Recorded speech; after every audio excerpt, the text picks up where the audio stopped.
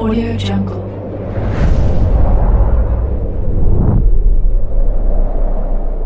Yo, balik lagi bersama Mimin di Manpuwa TV. Kali ini kita akan lanjutkan pembahasan dari cerita Tyrant of the Otherworld. My Shadow Can Evolve Infinitely.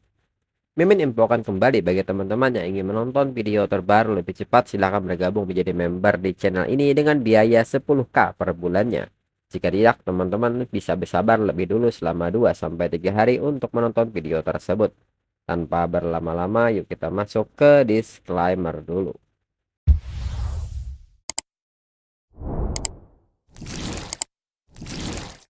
Disclaimer, silahkan abaikan hal ini jika kalian sudah mengerti. Ini peringatan mengenai konten di channel ini. Video ini berisi alur cerita komik yang mempermudah bagi teman-teman untuk mengetahui isi ceritanya dan memahami alur ceritanya. Jika ada kesamaan tokoh, tempat, maupun isu yang sedang hangat, itu benar-benar tidak disengaja. Dan peringatan bagi teman-teman untuk tidak mencontoh atau meniru perkataan maupun perbuatan yang tidak baik yang ada di video ini. Karena cerita ini hanyalah fiktif belaka. Jika mengerti, yuk kita masuk ke ceritanya. Lalu Shadow pun bertanya apakah Liye benar-benar mau melepaskan semua energi bayangan sekaligus. Apakah Liye tidak takut tubuhnya meledak? Liye pun menyebut bahwa itu tidak masalah, tinggal sedikit lagi. Asal dirinya dapat menjadi lebih kuat, dirinya rela mempertaruhkan segalanya. Dan Liye pun seketika melompat ke arah gerombolan monster dengan semua energi bayangan di tangannya. Hingga notifikasi pun menyebut bahwa sisa waktu adalah 1 detik. Hingga waktu pun berbunyi tanda waktu telah habis. Di saat yang sama, Liye pun kini melepaskan semua energi bayangannya ke arah semua monster serangga.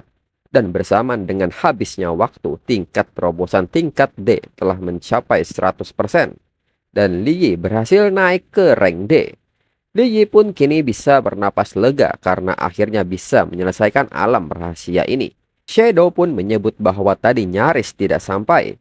Sekarang dirinya bisa memanggil Liye dengan sebutan D kecil. Lalu di saat itu perhatian Liye teralihkan dengan sebuah senjata. Shadow pun mengatakan bahwa sarang serangga ini dulunya tes lapangan pemula bagi orang-orangnya. Dengan ranking sistem manusia, belati ini seharusnya adalah kelas A. Liye pun seketika bingung Shadow menyebut ini adalah belati. Bukankah ini adalah Great Sword? Liye pun bertanya apakah orang-orang Shadow adalah raksasa. Shadow pun menyebut dibandingkan dengan kekuatan bayangannya, senjata ini tidak ada apa-apanya. Liye pun mengatakan bahwa itu tidak sepenuhnya benar. Lalu saat ini Shadow pun membantu Liye memungut semua senjata yang ada di sini. Shadow pun mengatakan bahwa Liye bisa menggunakannya dengan cara lain. Liye pun menyebut apakah maksud Shadow adalah dijual, tapi cuma orang rank D lanjutan yang bisa menjual peralatan. Jadi mereka berhenti dulu di sini dan mereka akan pergi ke kantor registrasi. Lalu sesampainya di kantor registrasi, Liye agak kaget bahwa dirinya masih rank E. Liye pun bertanya-tanya bagaimana bisa masih rank E. Petugas menyebut meski statistik tubuh Liye bagus, tidak ada fluktuasi energi yang terdeteksi. Jadi Liye adalah rank E. Berkas menyatakan bahwa Liye sudah terdaftar sebagai penambang. Rank E dapat 15% bayaran lebih banyak. Lalu Liye menyebut bahwa sistem bayangan tidak cocok. Shadow pun menyebut bahwa hal itu dikarenakan manusia tidak bisa mendeteksi energi bayangan. Liye pun memikirkan soal tidak terdeteksi ini dan menilai bahwa itu mungkin hal yang bagus. Tapi kekurangannya adalah dirinya akan kesulitan untuk menjual senjata. Lalu berpindah ke pasar gelap, tempat transaksi remang-remang. Shadow menyebut bahwa pasar gelap ini terdengar cocok dengan sistem bayangannya. Lalu saat Liye masuk, orang-orang pun seketika memperhatikan Liye dan membicarakannya. Mereka tidak tahan dengan bau debu biji menjalar masuk. Dan yang dibawanya itu adalah kain penyaring udara untuk tambang. Mereka pun jarang melihat ada penambang di sini. Lalu Shadow yang mendengar omongan mereka pun menyebut bahwa manusia itu konyol.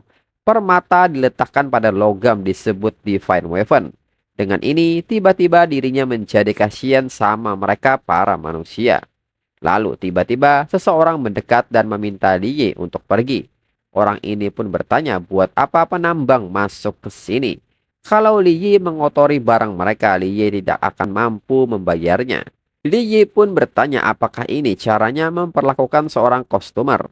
Orang ini pun bertanya soal customer dan meminta Li Yi untuk berkaca, miskin dan dekil. Bisa apa Li Yi di sini? Li Yi pun seketika membuka penutup senjatanya dan mengatakan bahwa dirinya tidak ingin barang di sini. Li Yi pun meminta orang ini untuk membawa penilainya dan nilai berapa harga Great Sword-nya. Lalu di saat itu seseorang datang dan memanggil orang ini dengan namanya. Diketahui bahwa orang ini adalah Hei Huo, seorang Rengde lanjutan. Dan yang menegurnya adalah seorang wanita yang bernama Suking, seorang warga sipil. Suking pun bertanya mengapa Hei Huo bawa orang bau ke tempat seperti ini.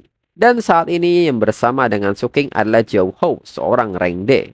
Lalu Hei Huo pun menyapa Zhou Hou dan bertanya apakah ada barang bagus untuk dijual hari ini.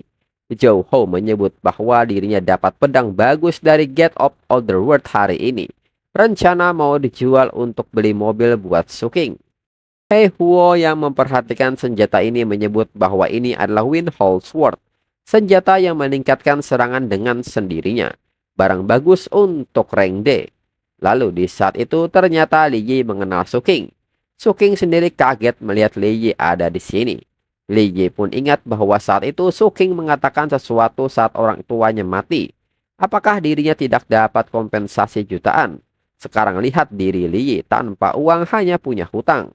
Miskin pecundang seperti Li Yi harusnya jangan bersama dirinya. Hanya akan menghabiskan waktu saja. Lalu Zhou Hou pun bertanya apakah Suking mengenal dia. Suking yang panik pun bertanya mengapa dirinya harus kenal dengan seorang penambang rendahan. Mungkin Li Yi adalah salah satu fansnya. Dirinya adalah seorang selebgram. Dikenali orang itu adalah hal yang wajar. Mendengar hal ini, Zhou Hou nampak kesal dan bertanya apakah Li Yi memanggil pacarnya dengan namanya. Ternyata standar di sini benar-benar jatuh. Membiarkan sampah seperti ini, apakah Hei Huo tidak takut akan menurunkan kelas tempat ini? Zhou Hou pun berniat menyerang Li Yi dan menyebut Li Yi sebagai pengumpul sampah jalanan. Serta menekankan mumpung masih buka sebaiknya Li Yi cepat ambil sampah besarnya ini dan pergi dari sini. Namun nyatanya pedang Rengde patah saat memukul Great Sword milik Li Yi. Zhou Hou pun nampak kaget dan tidak bisa mempercayai ini. Li Yi pun seketika menanggapi hal ini dan menyebut bahwa sepertinya pedang Zhou Hou yang benar-benar sampah. Suking pun seketika bertanya kepada Zhou Hou mengapa bisa begini. Kata Zhou Hou, pedang itu bisa memotong besi dan mahal. Zhou Hou yang kesal pun seketika maju dengan tangan kosong dan menyebut Li Yi sebagai bocah yang mencari mati. Namun di saat pukulan dilepaskan, Li Yi menilai pukulan ini terlalu lambat. Zhou Hou pun menyebut Li Yi tidak buruk bisa menghindari pukulannya. Jika demikian, sekarang Li Yi akan terkena serangannya. Namun, tendangan ini juga dengan mudah Li Yi hindari. Li Yi menilai bahwa serangan Zhou Hou lebih lambat daripada ujian di Insectoidness. Di samping itu Zhou Hou pun merasa heran. Bukannya Li Yi hanya seorang penambang biasa, tapi mengapa serangannya sama sekali tidak bisa mengenai Li Yi. Lalu Li Yi pun menggunakan kekuatan bayangannya dan mencengkram pergelangan tangan Zhou Hou. Zhou Hou yang tidak menyadari hal ini terus berusaha untuk menyerang dan mengatakan bahwa seharusnya Zhou Hou balik ke tambang saja. Li Yi pun menyebut jika demikian seekor anjing juga seharusnya balik ke majikannya. Dan seketika membanting Zhou Hou ke lantai. Suking pun seketika mendekati Zhou Hou untuk memeriksa keadaannya. Kembali Li Yi mengatakan bahwa sepertinya Zhou Hou suka menjadi anjing.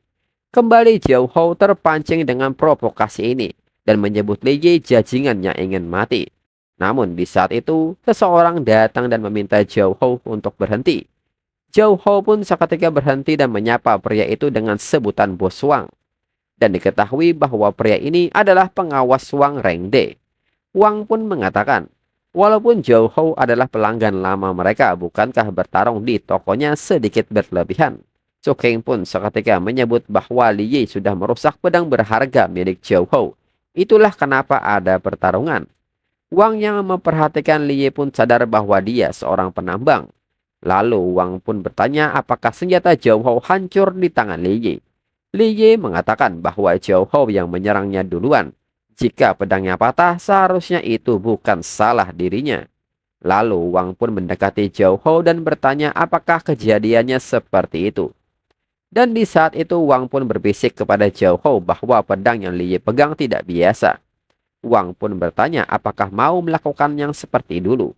Zhao Hou pun mengiyakan hal itu. Uang untuk dirinya, pedang untuk Wang.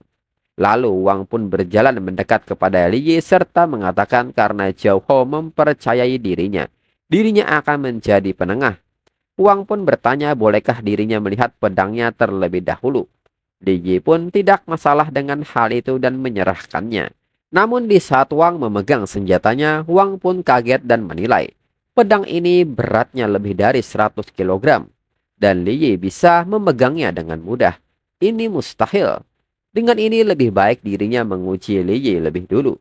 Lalu Wang pun bertanya di manakah Li Yi mendapatkan pedang ini. Li Yi pun seketika balik bertanya sejak kapan pasar gelap peduli tentang kepemilikan suatu barang. Wang pun tersenyum dan mengatakan bahwa dirinya hanya penasaran. Jika tidak mau mengatakannya itu juga tidak apa-apa. Li Yi yang melihat gerak-gerik Wang pun bertanya-tanya apakah Wang ingin menjebak dirinya. Li Yi pun kembali mengatakan bahwa dirinya tidak bisa mengatakannya. Dirinya mengambil saat sedang menambang. Mendengar hal ini, Wang pun menjadi yakin bahwa Li Yi hanya seorang penambang biasa. Lalu Wang pun menyebut bahwa pedang ini cukup tangguh tapi tidak ada atribut sama sekali. Harga paling tinggi mungkin ratusan ribu. Jika saja pedang Zhao Hou tidak rusak, mungkin harganya bisa 2 juta lebih. Dengan ini, karena Li Yi hanya seorang penambang, dirinya akan bayar pedang rusak Li Yi. Li Yi hanya perlu kompensasi Zhao Hou sebesar 2 juta. Dirinya akan tutupi sebagian. Anggap saja dirinya sedang membantu Li Yi hari ini. Wang seketika bertanya kepada Zhao Hou mengenai transaksi ini. Zhao Hou pun menyebut karena bos Wang mengatakannya. Mereka akan melakukannya. Su King pun seketika menyebut itu tidak mungkin. Masa tidak sampai 2 juta harganya? Itu harga untuk mobil yang Zhao Hou janjikan. Zhao Hou pun meminta Su King untuk tidak khawatir. Organ tubuh Li Yi bisa menembus 2 juta. Su King pun mengerti. Lalu Li Yi pun menyebut bahwa dirinya yakin mereka sudah merencanakannya. Wang pun bertanya ada apa, apakah Li Yi punya masalah. Li Yi pun menegaskan bahwa yang sedang ada masalah bukan cuma dirinya. Lalu Hei Huo bersama dengan pengawal Wang maju menyerang Li Yi. Wang pun seketika berbalik dan mengatakan bahwa pertarungan sia-sia ini tidak layak menyita waktu mereka. Lebih baik mereka ke ruang teh dan menunggu. Zhao Hou pun mengerti. Namun di saat yang sama seseorang melayang ke arah mereka. Wang pun seketika meminta Hei Huo untuk berhati-hati. Jika Hei Huo menghancurkan souvenirnya, Hei Huo takkan bisa membayarnya.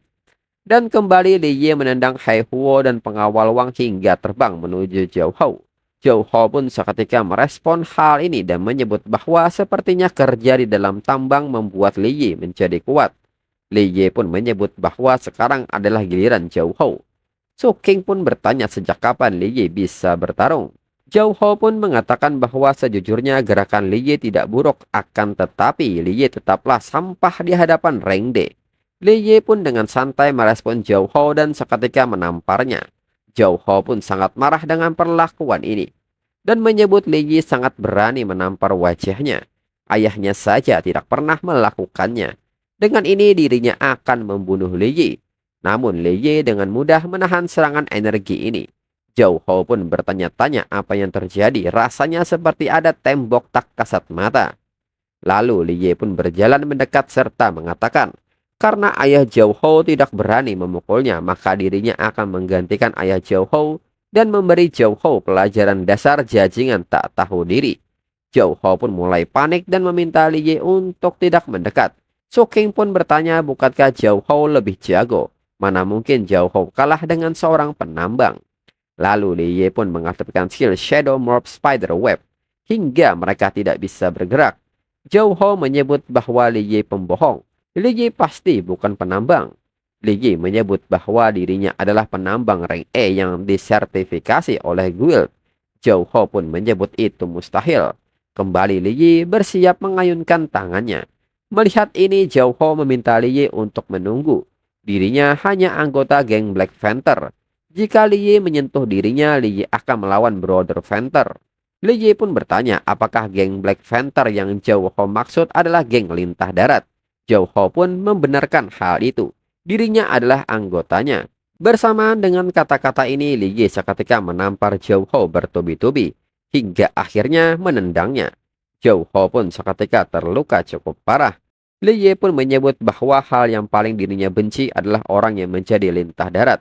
Dan di saat yang sama, Wang pun maju menggunakan senjata Liye. Dan dengan lonjakan energi bayangannya saja, Wang pun seketika terlempar.